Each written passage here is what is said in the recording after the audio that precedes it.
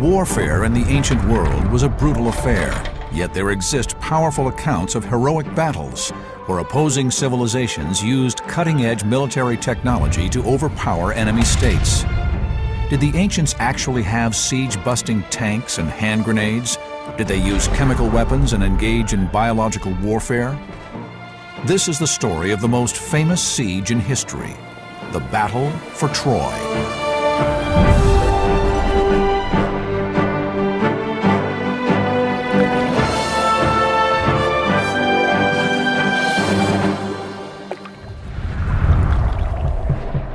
Our common perception of the ancient world is of cultured civilizations whose people were steeped in philosophy, science, and the arts.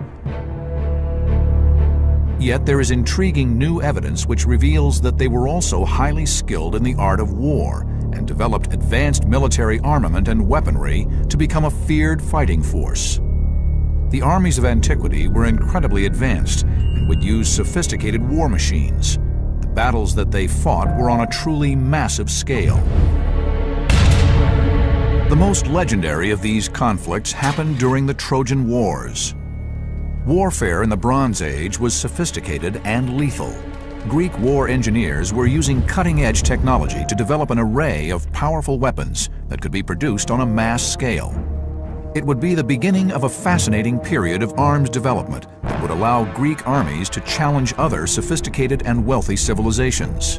There would be one violent conquest that would remain a mythical war, steeped in legend for thousands of years. Troy is one of the greatest sieges in the history of warfare, simply because of Homer's wonderful epic poem, the Iliad. Homer, the Greek poet, lived around 800 BC. He spoke about a series of heroic battles known as the Trojan Wars that had taken place centuries earlier. The tale of the Siege of Troy would become the greatest story ever told, one that would appeal across cultures and time. The Iliad provides a powerful account of warfare and weaponry from the ancient world, and a fascinating insight into how battles were fought by late Bronze Age warriors. The story of the Iliad begins with the seduction of the most beautiful woman in the contemporary world, Helen of Sparta, wife of King Menelaus. She had fallen in love with Paris, one of the younger sons of Priam, king of Troy, and she had run away with him back to Troy. The Trojans won't prevail on him to send her back to her husband. The outraged husband, Menelaus, contacts his brother, Agamemnon, the High King of Mycenae. Between them, they organize a massive flotilla to get back the errant wife.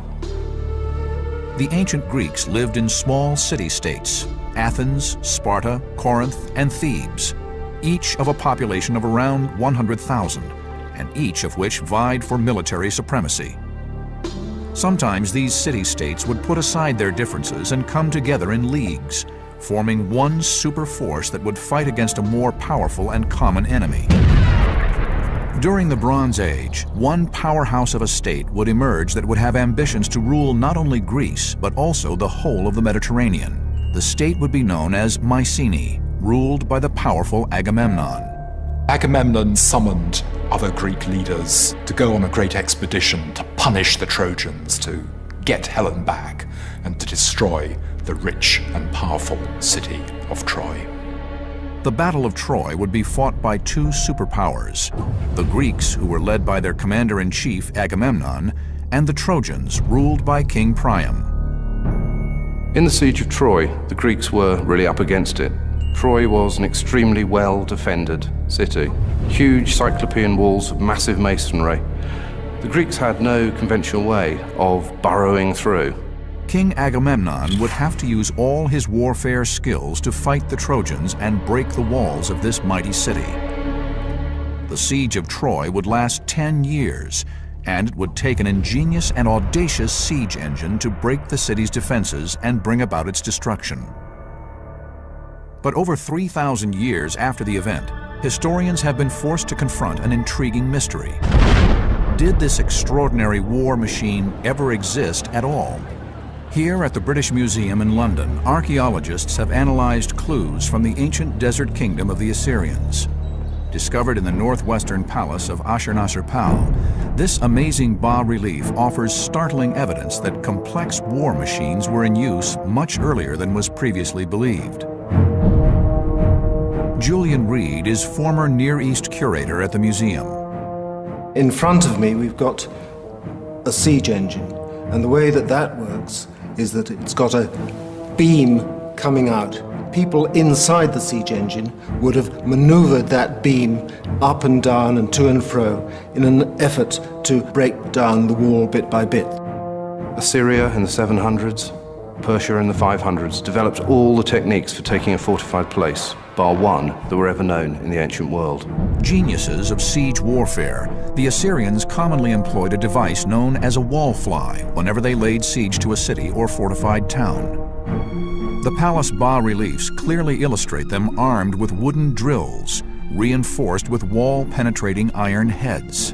The Assyrian war machine is a wheeled structure, a wickerwork shelter with a domed turret at the front, a bit like the neck of a horse. The framework of an Assyrian siege engine was covered by a protective material such as canvas, felt, or hide. This protected flammable wooden towers and parapets from fire. Something that they could do would be to throw down torches with burning tar on them to set the machine on fire. The Assyrians anticipated this by setting up a water vat inside the machine and arranging for water to be poured on the outside to keep it wet. There are two things looking rather like the ends of hose pipes coming out of the front of the siege engine, which would have been letting water down. So, could these giant war machines have been the inspiration for the ancient poet's myth of the Trojan horse? Because a siege engine is a device holding soldiers which attacks an enemy town, you could then from that derive a story about soldiers being hidden inside such a thing. Startling evidence has recently been recovered from Syria, which suggests that these machines were already in use 600 years before the Trojan War. From this, it is clear that the ancient Assyrians were already extremely familiar with advanced siege-busting war machines during the time of Troy. We do know that power in the ancient world was determined in the theater of war, and victory on the battlefield was a gift only bestowed by the almighty gods. One of the most important Greek sanctuaries of antiquity would be Olympia, birthplace of the Olympic Games, and dedicated to the most powerful of the gods. Zeus was the arbiter of war and the god to whom the Greek warriors would pray for victory in battle. The peoples of antiquity would offer the god of the cult they belonged to exquisite gifts and sacrifices. These were known as votive offerings. Votive offerings were believed to buy the favors of the gods and ensure victory in battle. This collection of warriors' helmets recovered from the site of Olympia are believed to have been votive offerings made to Zeus. They provide intriguing clues as to the scale and importance of warfare in ancient Greece. This bronze breastplate, complete with spear holes, is engraved with scenes of Zeus and is testament to the highly skilled metallurgy techniques developed throughout the Bronze Age. Scientific study of weapons that have been found over the last 2 centuries have revealed that the ancient peoples had a complex understanding of working with the metals available to them. This is an ancient Greek helmet dating to about 650 BC. It's remarkably lightweight. It weighs about 3¼ pounds. That's about the equivalent of a modern infantry helmet. Dr. David Starley is an investigative science officer at the Leeds Royal Armouries Museum in the UK and is using X-ray technology to investigate the internal structure of this ancient helmet. The great advantage of X-radiography is that it allows us to see beneath the surface, but it doesn't do any damage to the object itself. The advanced metal thickness of this late Bronze Age helmet baffles us today. The density of the X-ray image relates to the thickness of the metal.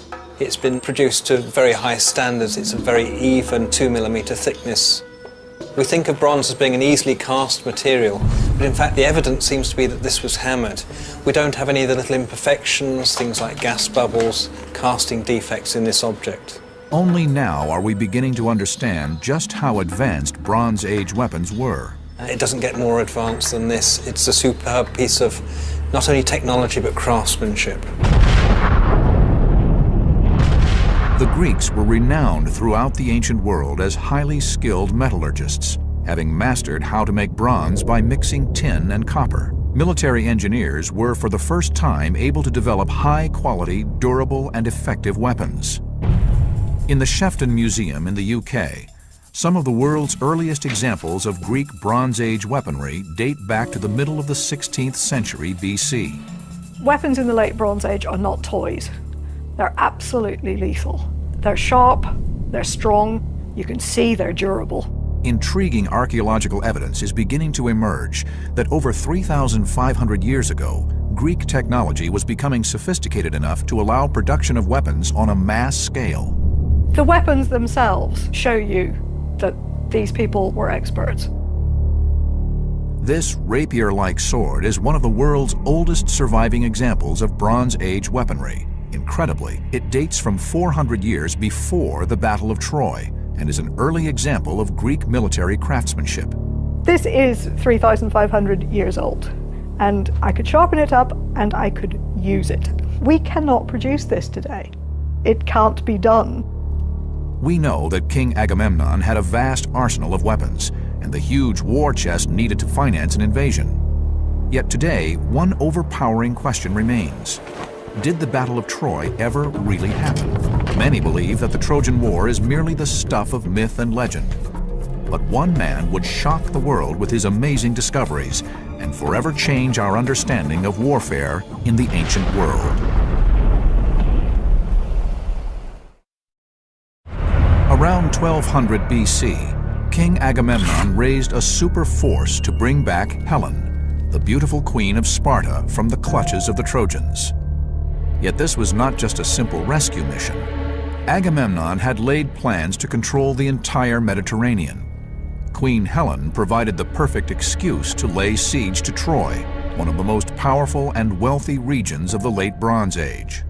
He raised the greatest fleet ever assembled in the ancient world, and Helen was to go down in history as the face that launched 1,000 ships. Ancient historians now believe that in reality, the Armada was to have been a fleet of 100 ships. But even by today's standards, this would still have constituted a massive army of up to 5,000 men. It was the biggest invading force ever to cross the Mediterranean. Most of the ships in the fleet were pentaconters, the first purpose-built warship. A large pentaconter could be up to 100 feet in length. Its width of over 13 feet would allow the rowers to work the oars. These ships would have a top speed of 9 to 10 knots, which is about 12 miles per hour, the equivalent of a ferry traveling through the Aegean today. King Agamemnon assembled a mighty force of 5,000 men, but then he was to face his greatest challenge. The walls appeared impenetrable, but until the 19th century, the details of the story were impenetrable too. Troy carried mythical significance, due mainly to the classical texts surrounding it. Homer's Iliad. In the Bodleian Library in Oxford is one of the oldest surviving copies of Homer's epic text. The text that we have here, the so-called Hawara Iliad, dates from round about 200 AD. The bit in front of us tells of the mustering of the Greek ships that went to Troy. For centuries, archaeologists searched in vain for the true location of Homer's Troy. Then, in the 19th century, a German historian set out to find it using the Iliad as a compass. What Heinrich Schliemann discovered was to shock the Western world. Schliemann and his predecessors read the Iliad almost as a code. They were searching for clues for the real historical site of Troy. Schliemann identified one particular mound in northwestern Asia Minor and set about investigating it, excavating it, and struck lucky. Schliemann traveled to Turkey, to the area around Hisarlik. Here, he thought that he would find Troy. Having negotiated with 2 Turkish businessmen who owned the land around a fort mound, Schliemann started digging. and began to uncover the remains of a great city. He knew he was onto something extraordinary.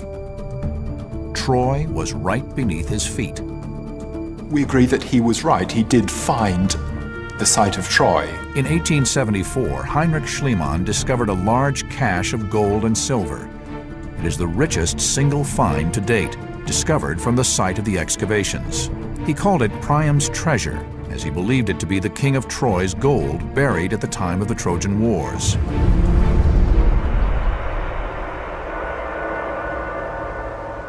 Over 100 years later, some of the world's leading archaeologists are still trying to unravel the reality behind the myth of Troy.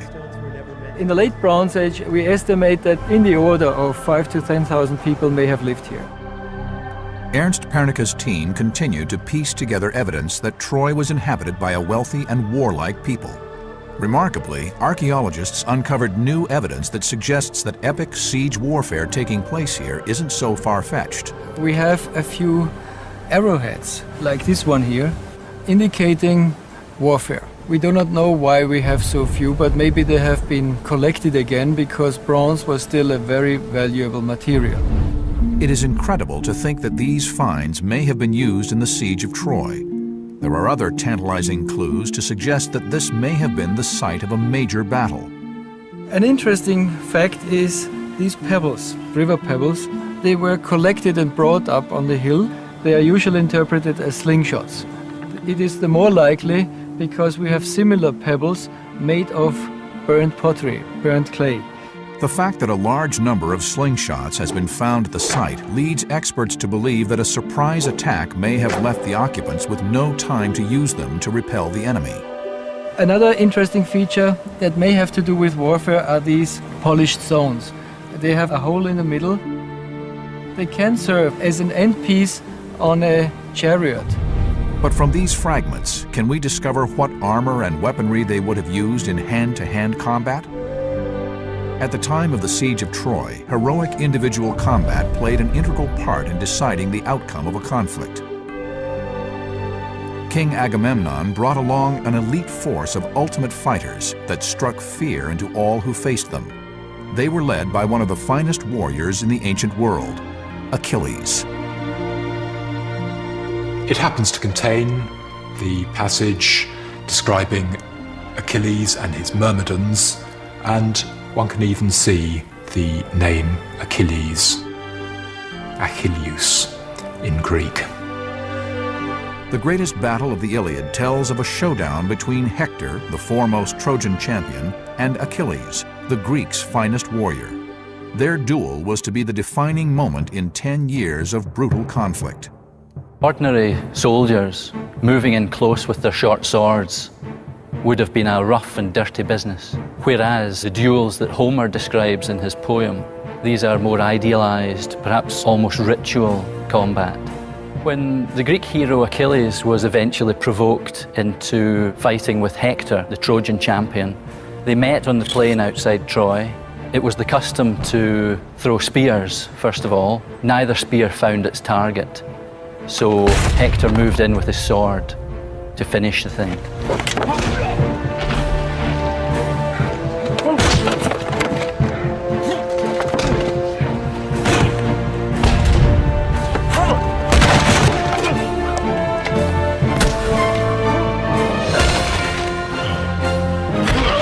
By this time, Achilles had retrieved his spear and thrust it through Hector's throat.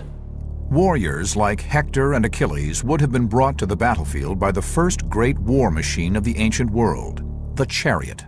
This was a culture that prided valor in man-to-man combat, looking at the whites of the eyes. The reality of fighting hand-to-hand is you not only had to be incredibly fit, you had to have incredible stamina. It's the same with a sword cut. If you're gonna take a man's arm off, then the amount of power in a stroke like that is exhausting. The style of heroic fighting between two warriors like Hector and Achilles was similar to gladiator fighting at the height of the Roman Empire.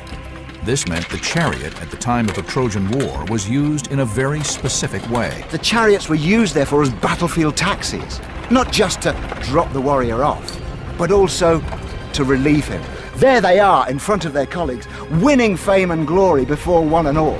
But as they tire, their buddy comes in. He comes in, he jumps off, takes the man on they're going to take, and they make their getaway. 3,000 years ago, a revolution in weaponry saw lethal new armaments constructed on an industrial scale. This posed an epic challenge to King Agamemnon's military engineers. Could they develop the armor technology to avert mass casualties outside the walls of Troy?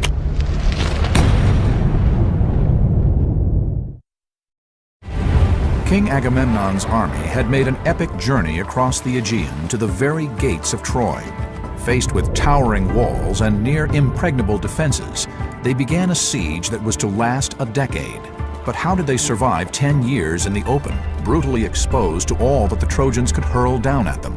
Combining archaeological evidence with clues from Homer's text, modern weapons reconstructors are now piecing together the combat weapons and armor ancient Greek forces developed. The most distinctive element of the equipment I'm carrying is probably the helmet. This particular one represents the final evolution of this style of helmet, which is a Corinthian. And it's very distinctive because of the very long cheek pieces at the front and closed face, which protects you when you're fighting against the enemy because you would have a big shield across your front. Greek war engineers manufactured a style of helmet that maximized the wearer's critical senses of vision and hearing. And during the Persian Wars, the ability to give command and control was very important. And with the earlier pattern helmets, that was closed off, so it's like wearing a seashell on your head. All you hear is the sea going round, so people point you at the enemy and give you a big push. Within the later periods, people had to hear what was going on. In response to the developing arms race, Greek metallurgists needed to construct armor that withstood the deadly firepower that was now developing on the battlefields. One innovation used composite materials in an ingenious system to protect warriors in combat.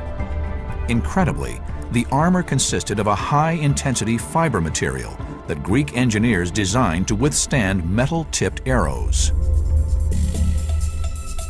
What we've got here is a liner thorax, a lin thorax, which is made up of layers of linen glued together.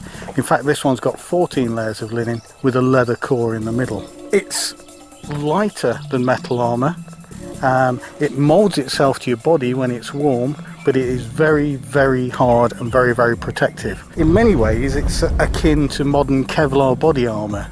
We used a composite bow at point-blank range to test the strength of Linothorax technology.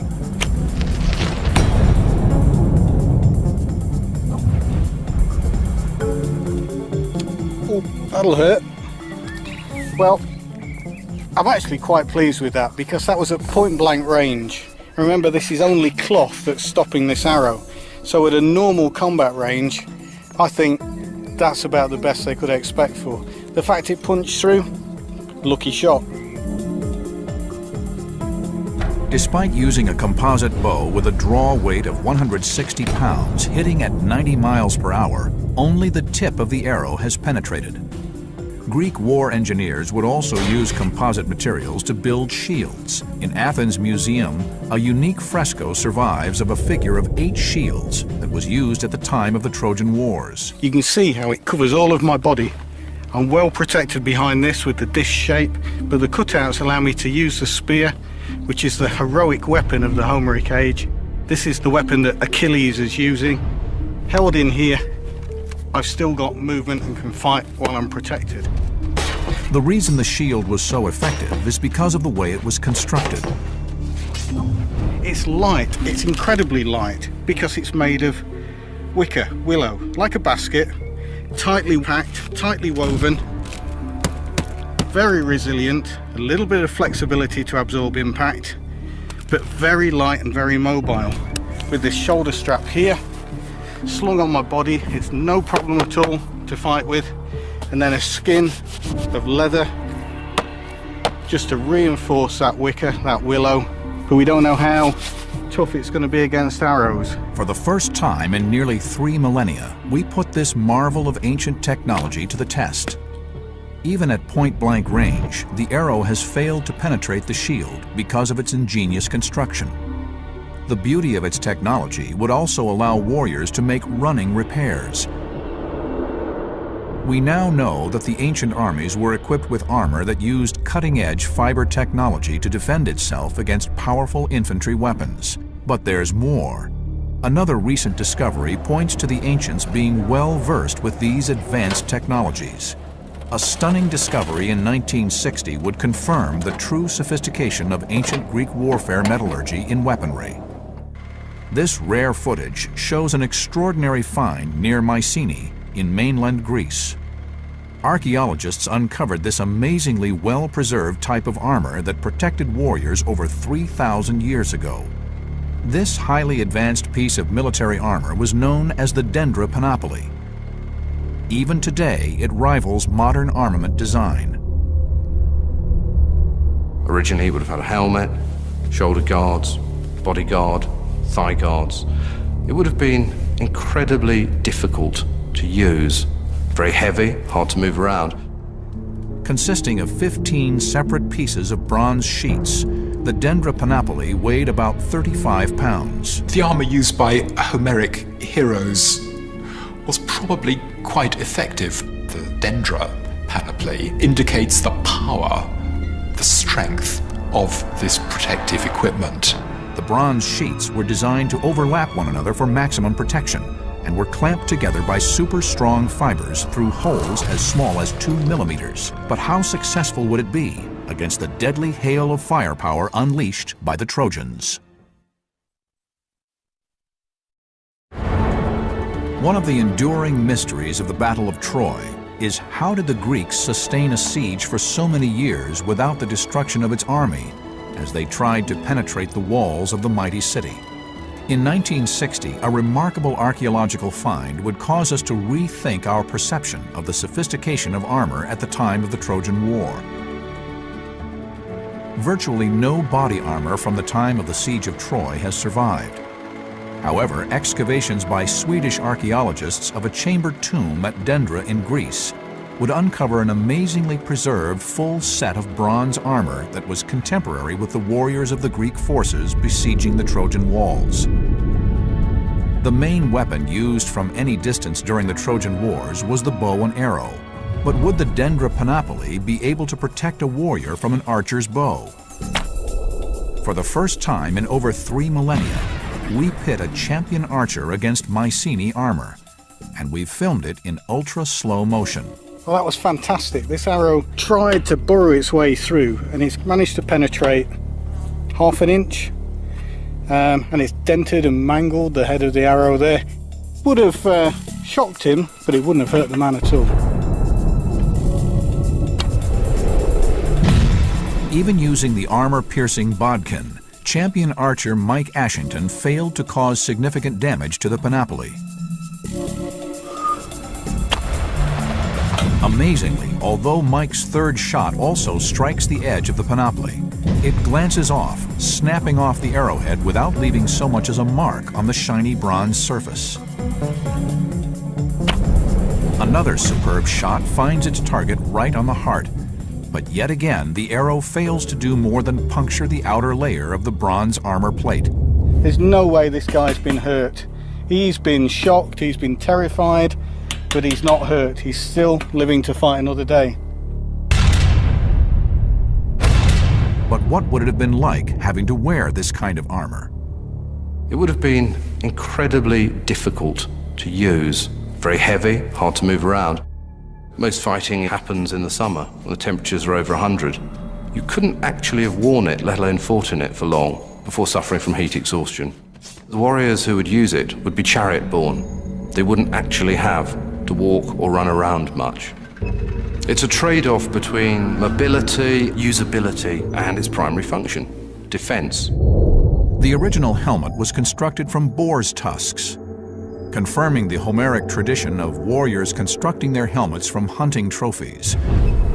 Ours is made with bone sewn onto a leather cap using linen thread or sinew. It is both malleable and very protective. Despite using a leaf-head arrow, which was able to cleave one of the bone plates in two, the armor flexed, absorbing the force. Even hit at point-blank range, the warrior would have survived the strike. Yes! Of course, this is the vulnerable part of this sort of armour. He managed to find the gap. It's gone through, broken the edge of the plate, through the leather lining.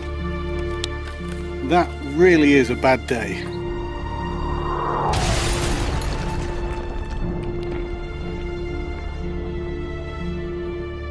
But powerful infantry weapons and armor would not be enough for King Agamemnon to penetrate the fortress of Troy. According to the Iliad, the Greek forces laid siege to Troy unsuccessfully for many years.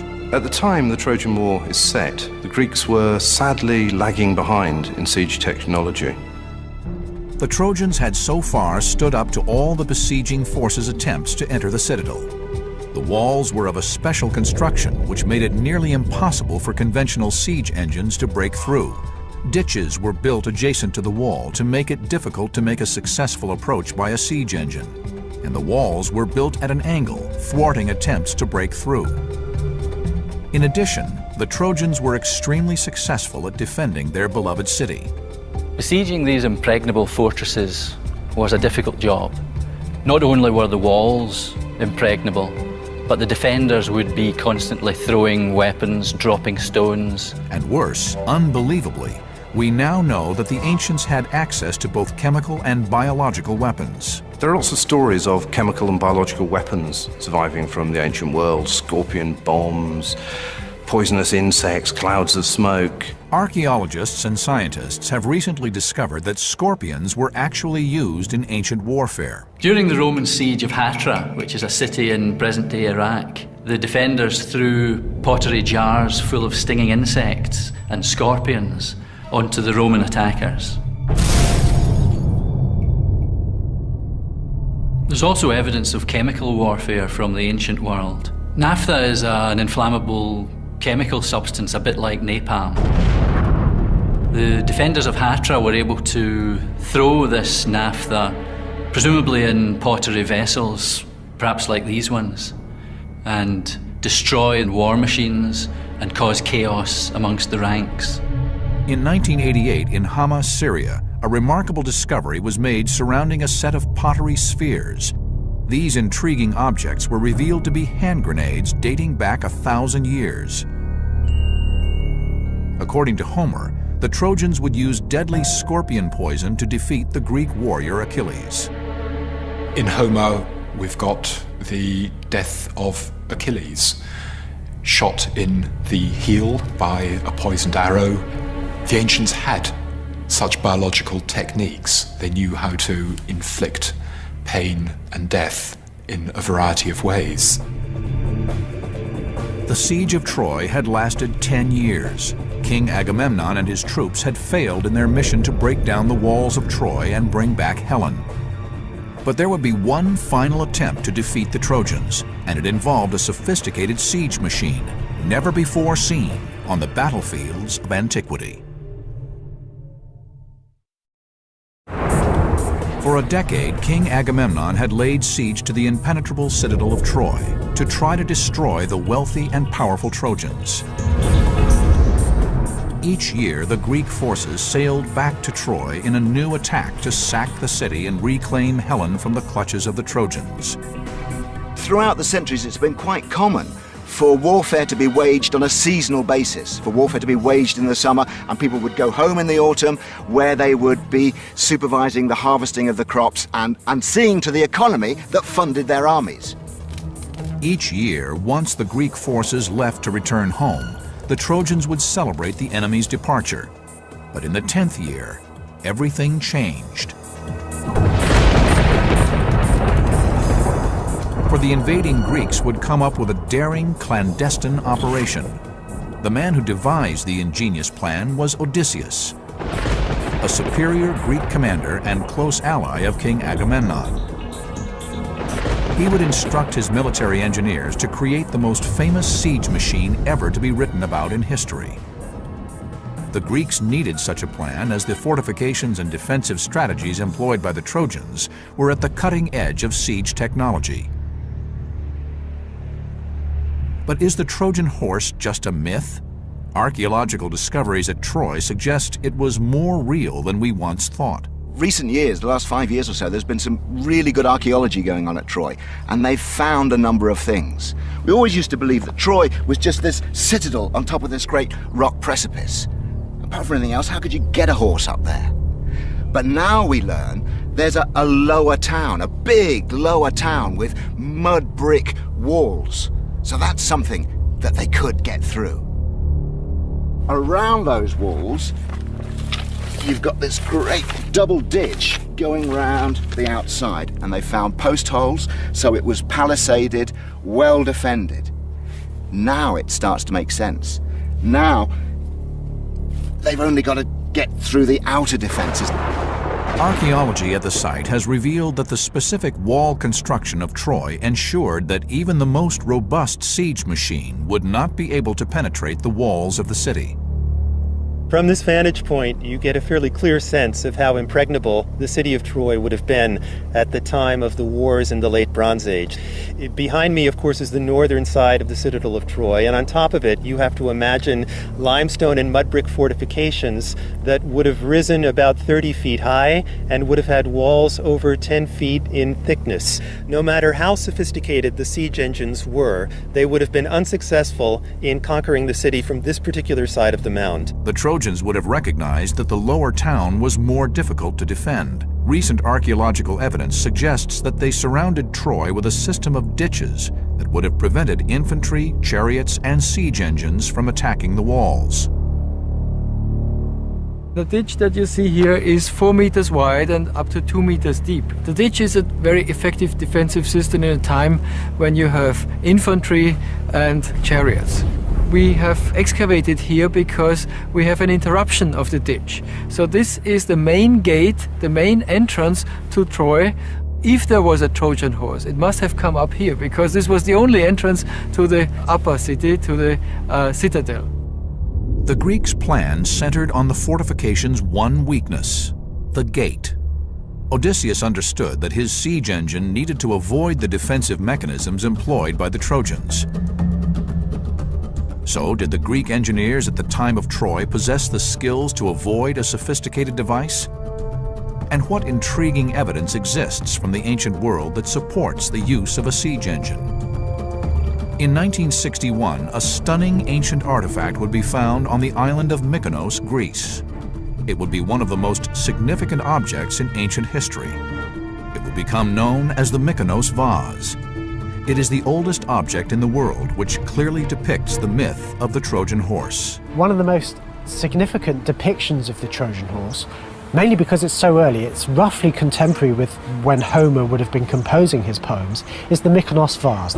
The image clearly shows soldiers inside the massive structure. The shape of the colossal horse has led to fascinating theories about how the Trojan horse was constructed. Naturalistic representations of horses in art don't occur until the 5th century BC. We have plenty of evidence for how they did depict horses. And they looked like this. It's primitive, it's pagan, it has this elongated fuselage of a body. It has this high camel neck. It's got a purple mane and tail. That was the high status prestige colour of the ancient world that came from a sea snail just off that Turkish coast. You could perhaps put amethyst for eyes, bronze hooves. Now you've got a most splendid art object, and you can see why it seduced the Trojans into taking it inside. And most importantly, the siege engine had to be so well designed that the ruse would never be discovered. Odysseus's plan was to create a siege engine that could house a specialist elite force of crack commandos who could open up the massive Trojan gates as long as they could get the siege engine inside the city. But the Greeks had a problem. Where would they get the timber to build such a huge structure? It is believed that the Greeks would use the materials from their pentaconter warships to construct the siege engine. It was an ingenious but audacious strategy. But how would the Trojans be tricked? Fascinating new evidence is emerging that indicates two very significant elements in the story of the siege machine. The first is that Troy was a center for horse trading, and the symbol of the horse was very important in Trojan culture. Archaeologists are beginning to discover caches of horse bones that confirm Troy as an important location for horses in the ancient world. These are horse bones. They were found in a late Bronze Age fill. It's evidence of horses being used here. The second is that the horse was also a prized symbol in the ancient world, one associated with power and wealth. The shape of the siege engine thus would appeal to a strong tradition in the region. Finally, the horse was finished after 3 days by the Greek engineers. It was a magnificent and imposing structure, one that would have attracted the awe of the Trojans as it sat on the shores of Troy. But why would the Trojans bring the siege engine into the city? In order to understand how this ruse might have expected to work, we need to understand the religious mindset of the peoples of that region and that time. The Greeks had vanished from the plains of Troy, leaving the horse outside the gates of the city. The Trojans believed that King Agamemnon had surrendered and fled back across the Aegean. He left the Trojan horse as a gift to the gods to ensure a safe journey across the dangerous seas. But the Trojans had other ideas. If they took this beautiful effigy inside their city, they could offer it to their own gods, bringing the magic of the offering onto their side. A useful way of winning a battle was to attract the opposition gods over to your side. And the best way of doing that was to bring it inside the fortifications, to bring it through the walls and to set it up in the midst of their city, so that this offering from the Greeks, in fact, became an offering to the gods of Troy. It had taken King Agamemnon and his warriors 10 years to take the upper hand in the siege of Troy. They had managed to create an elaborate foil with their elite forces penetrating the mighty city walls.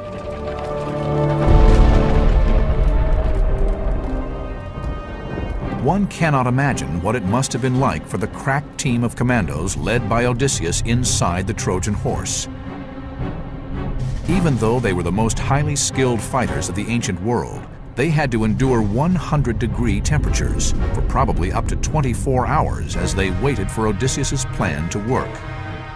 Meanwhile, King Agamemnon and the rest of his forces covertly returned to the shores of Troy in the darkness of the night, ready to sack the city once the gates of Troy had been opened by Odysseus's men. Once inside, the Greeks would show no mercy. The besiegers would have swept through the town, killing indiscriminately, not only the warriors, but women, children, even animals.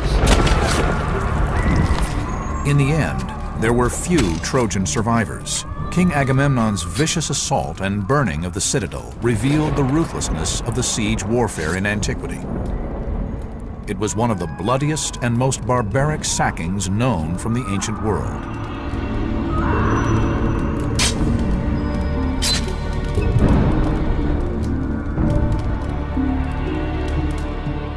Even today, the meaning of the Trojan horse carries huge significance in modern culture, being associated with deception and fraud. The siege of Troy would have cost vast amounts of money, but as with all wars, ancient or modern, the biggest investment would be in the quest for supreme military technology.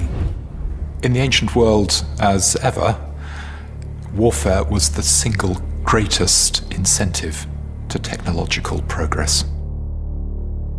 We may never know whether the legend of the Trojan horse is myth or reality, but we have seen evidence from the ancient world that suggests warfare in the late Bronze Age used advanced cutting-edge technology, much of which we no longer have the knowledge or skills to recreate. The siege of Troy was long considered to be little more than a fanciful myth.